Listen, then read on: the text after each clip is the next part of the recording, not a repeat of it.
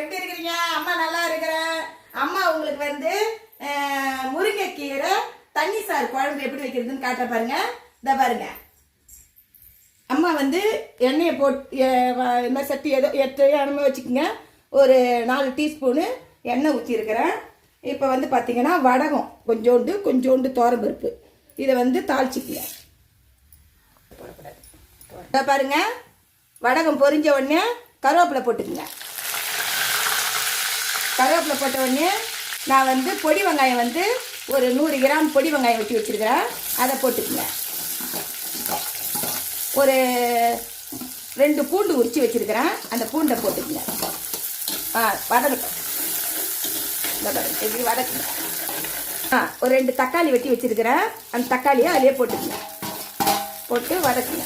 இந்த வதங்கும் போதே பார்த்தீங்கன்னா ஒரு 1/4 டீஸ்பூன் மஞ்சள்தூள், ஒரு 1/4 டீஸ்பூன் பெப்பர் பொடி, 1/4 டீஸ்பூனு கார மிளகாத்தூள்.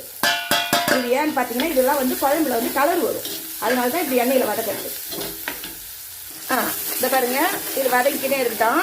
அதுங்காட்டி பார்த்தீங்கன்னா இங்கே நான் என்ன பண்ணியிருக்கேன்னா, இதை பாருங்க, புளி வந்து ஒரு அரை எலுமிச்சம்பழம் அளவுக்கு சின்னதாக ஓடு தான் எடுத்துருக்கிறேன். அதை வந்து உப்பு போட்டு புளி போட்டு நல்லா ஒரு 2 டம்ளர் தண்ணி ஊற்றி இந்த மாதிரி கரைச்சிக்கின்னு நான் குழம்பு மிளகாத்தூள் உங்களுக்கு எவ்வளோ காரமே அதை போட்டுக்கங்க. நான் 2 டீஸ்பூன் போட்டு வச்சுருக்கிறேன்.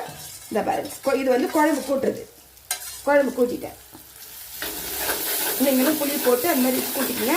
இந்த மாதிரி வதங்கின உடனே குழம்பு ஊற்றிடுங்க.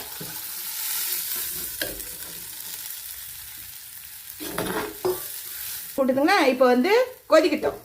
கொஞ்ச நேரம் கொதிக்க விடுங்க. இதை பாருங்க, ஒரு 10 நிமிஷம் குழம்பு கொச்சிச்சு. இதை பாருங்க, இப்போ வந்து தேங்காய் அரைச்சி இதில் ஊற்றிக்கணும். கரண்ட் இல்லை எங்கள் வீட்டில் இல்லை, அதனால இதை பாருங்க, இந்த உலக்கையிலே வச்சு இதுலேயே அரைச்சிட்டேன் தேங்காய். அதனால தான் கொஞ்சம் தண்ணியாக இருக்குது. இந்த குழம்பு வந்து கொஞ்சம் தண்ணியாக தான் இருக்கணும், கட்டியாலாம் இருக்கக்கூடாது.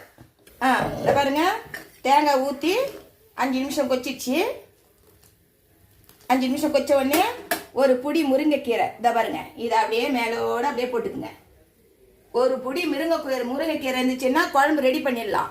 இந்த குழம்பு வந்து ரவ்வோண்டு தோரம்பருப்பு எடுத்து வேக வச்சு அதை மாதிரியும் தண்ணி சாறு செய்யலாம். வெறிய அரிசி கவுன தண்ணி எடுத்து அதை மாதிரியும் தண்ணி சாறு வைக்கலாம். இந்த மாதிரி ரவ்வோண்டு புளி எடுத்து குழம்பு மாதிரி கூட்டி இந்த மாதிரியும் வைக்கலாம்.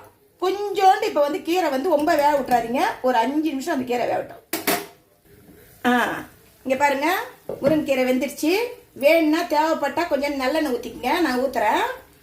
சூப்பரான முருங்கைக்கீரை தண்ணி சாறு குழம்பு ரெடி ஆயிடுச்சு பாருங்க. சூப்பராக இருக்கும். இது சுட சாதத்தில் போட்டு சாப்பிட்டோம்னா அருமையாக இருக்கும்.